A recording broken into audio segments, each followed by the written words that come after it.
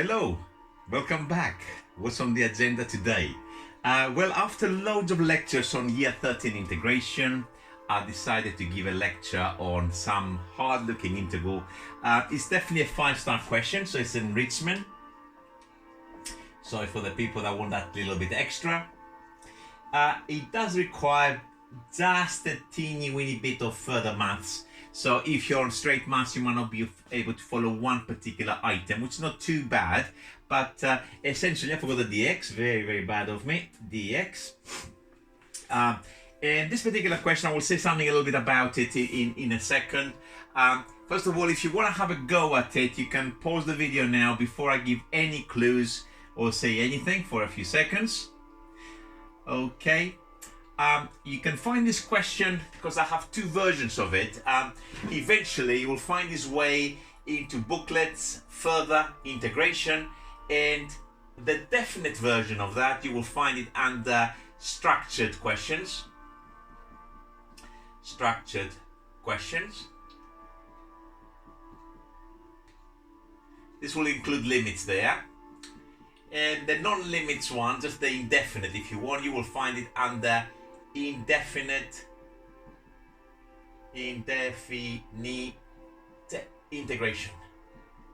And I say eventually because this question I only wrote it yesterday, and therefore I normally update my booklets on a sort of like almost quarterly basis, and therefore it will take a while until if they find this is where there. So the only place really you'll be able to see this is in this particular lecture. Okay. So we do the indefinite or the definite version for this particular one. I fancy actually the definite one. So let's take some limits. It's going to be a little bit more fun. So let's say we integrate that from pi over 2 to pi. And for those who want to have a go with some kind of clue, I'm going to give one more, the first clue rather, for this particular integral before I start discussing it. First of all, consider the expansion of cos A plus or minus B. Some of that might be useful for this particular question, and have a go with this clue in mind. It's got something to do with this.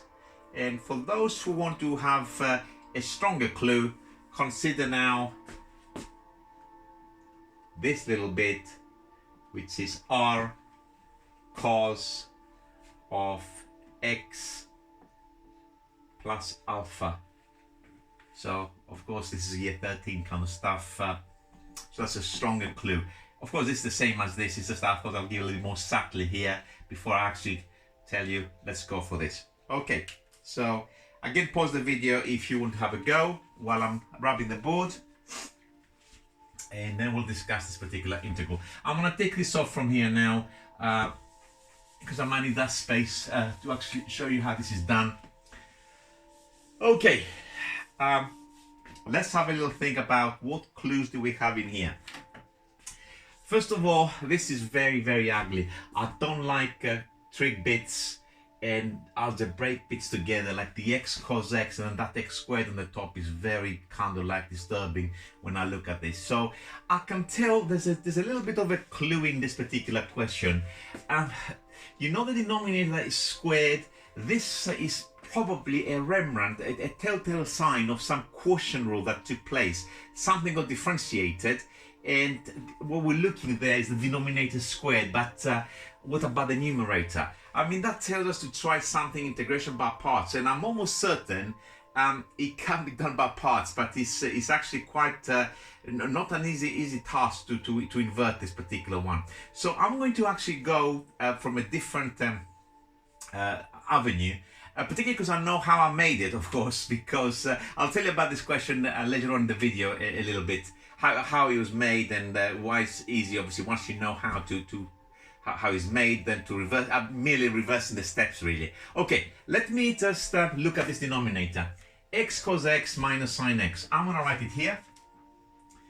X cos x minus sine x. And I'm going to say, I call this R transformation, harmonic form, whatever you're going to call it.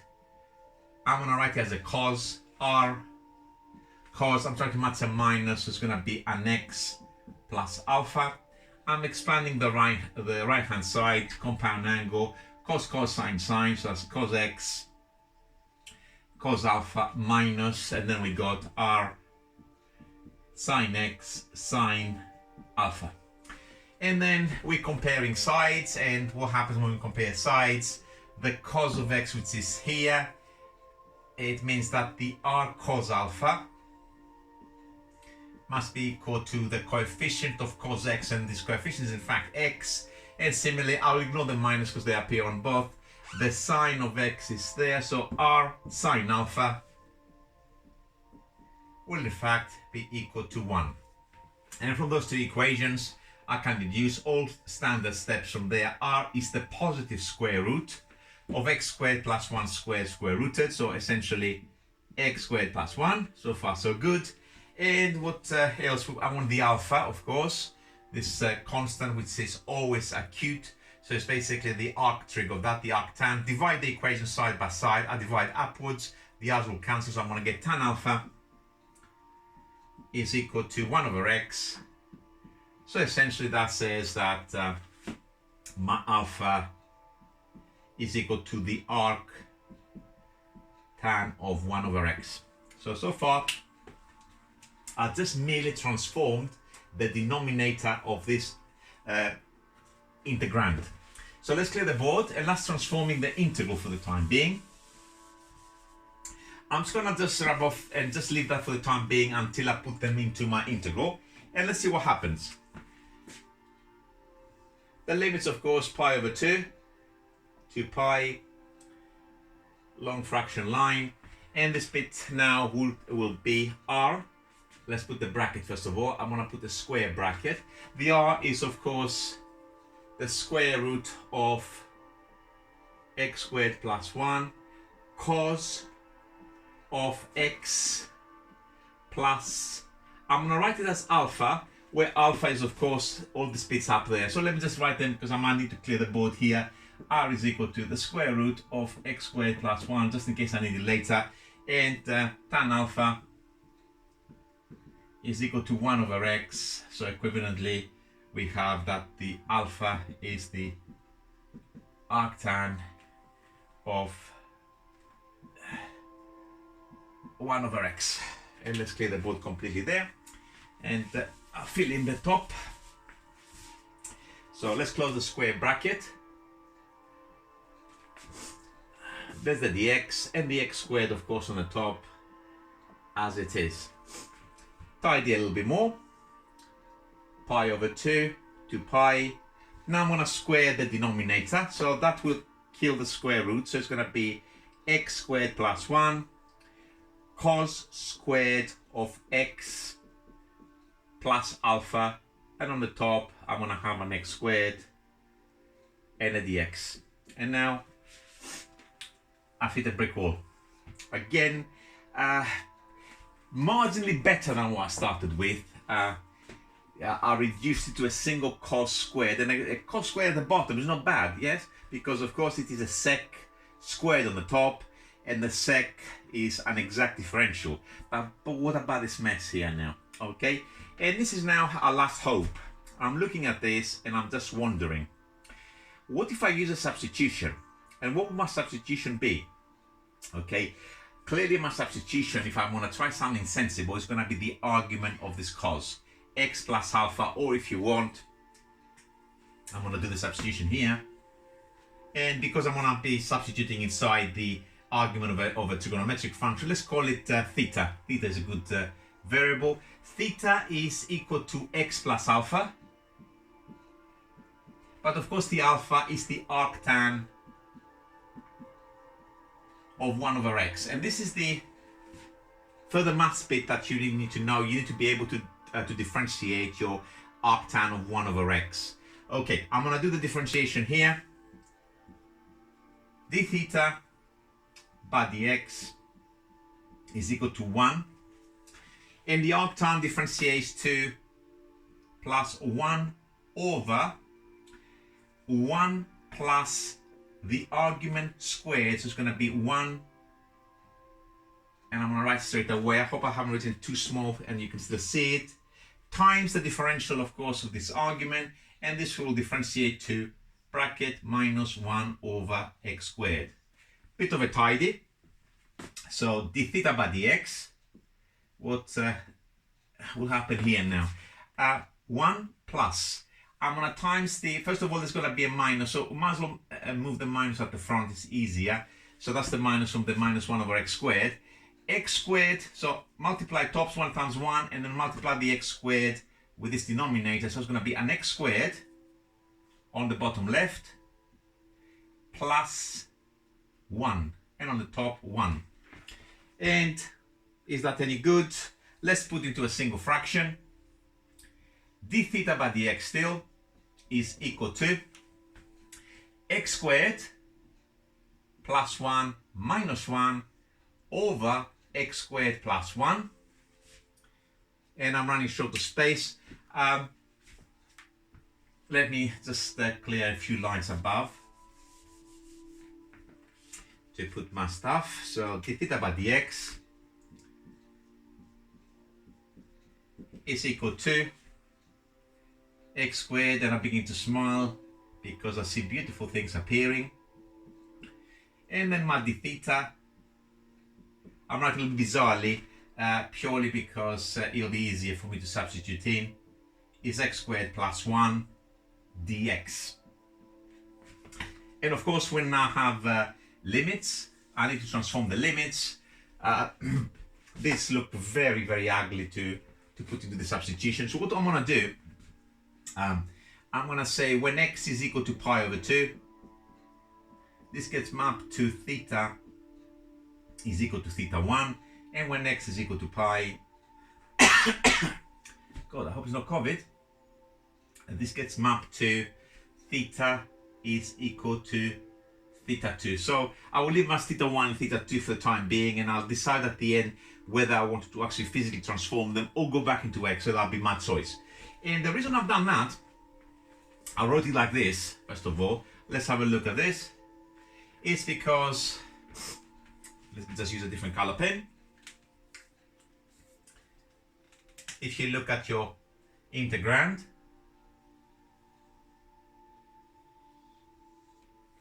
x squared over x squared plus 1 dx is in fact the theta. And this, of course, I call it theta. So my integral now becomes very, very nice. It becomes the integral from theta 1 to theta 2, whatever these numbers are. And this, I'm going to write on the top now, the cos squared, I'm going to write it as a sec squared at the top, sec squared. This was my substitution. I rubbed it off, but I hope you remember it. Is my theta. And all of this in red is my d theta. And this integrates instantly. That's a tan. That's the tan of theta between theta 1 and theta 2. And it's time to clear the board perhaps a little bit now, because I have to make a decision as to what I want to do with these limits. Make some space. Let's clear this item as well. And this.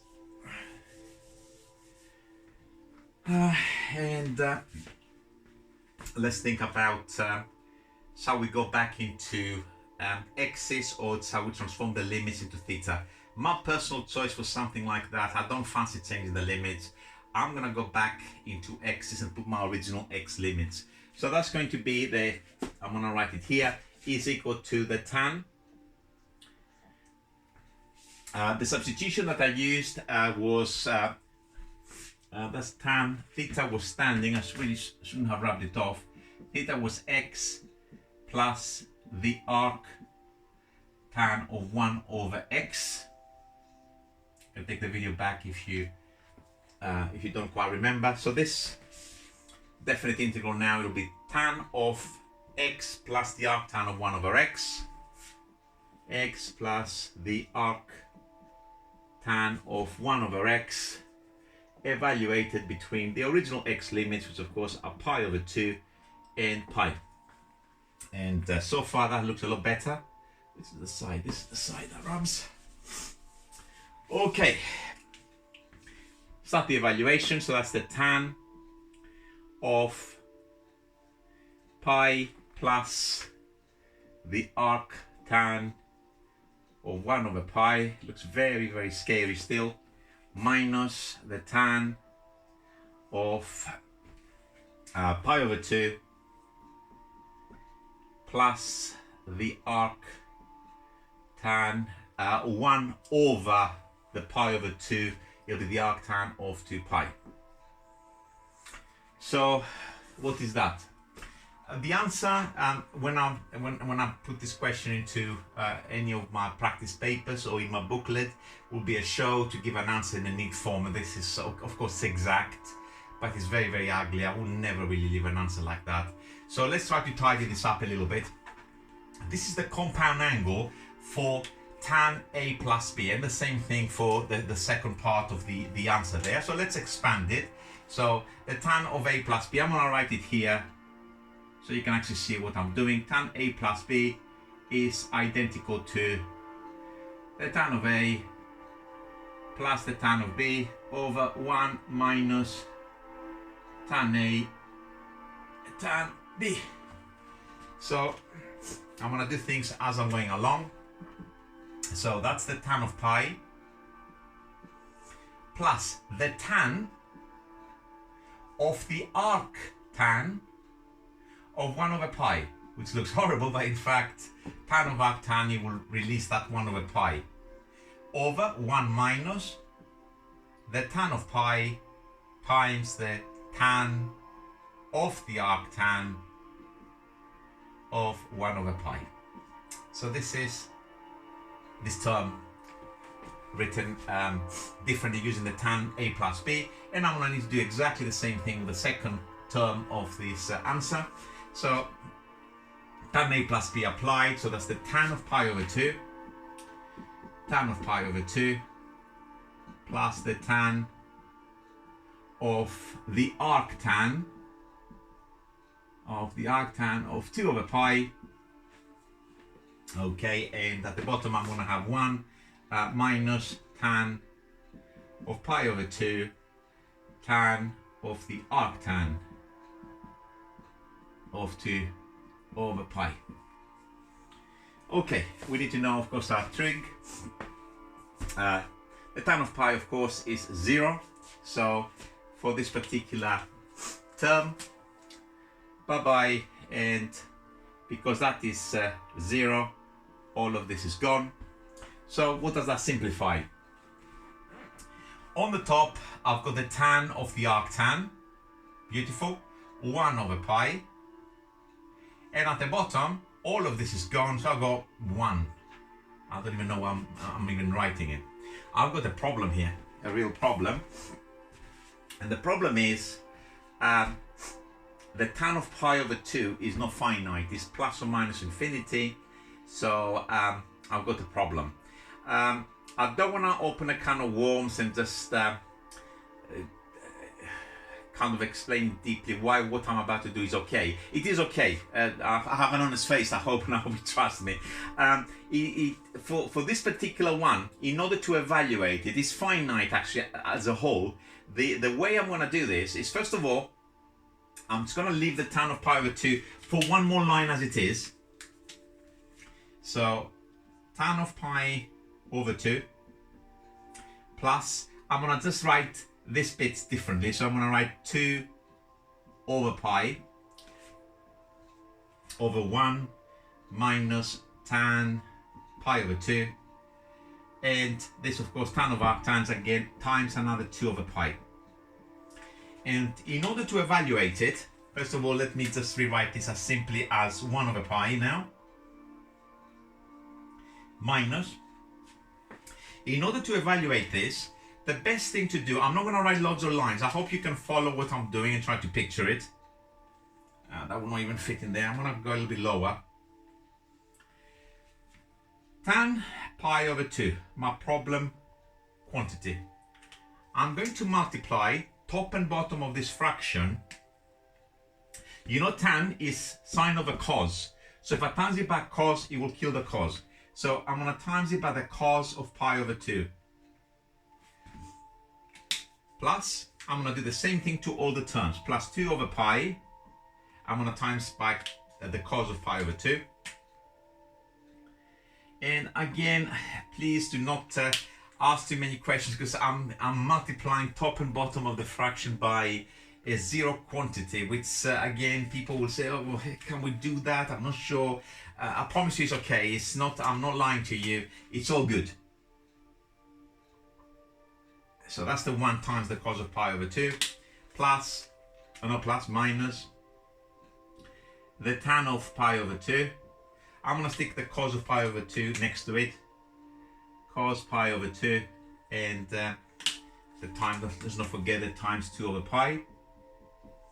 And let's see what happens with this once it's all the cancellations takes place. I think we can just rub off this top 2 lines, make some space for ourselves. I can rub that off as well. Okay, so let's see what happens. We got the 1 over pi minus, now tan pi over 2 times cos pi over 2.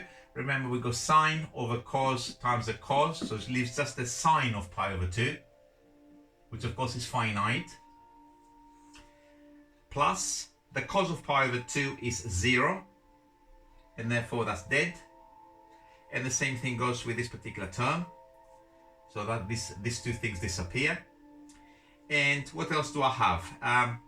From tan pi over 2 cos pi over 2, I'm left with, on the denominator, that is a 0, so I'm not going to write it. Bottom left is a 0, and I've got a minus, and I'm going to have a sine pi over 2, which is just a 1, but let's not forget the times 2 pi. And from this point onwards, it's just plain sailing.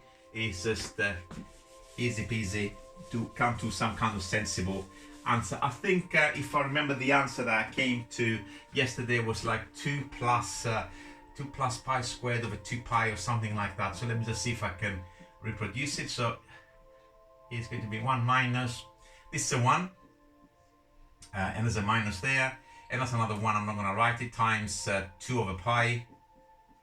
This, of course, I can cancel them, make that into a plus, then flip this upside down, so that we go pi on the top and 2 at the bottom.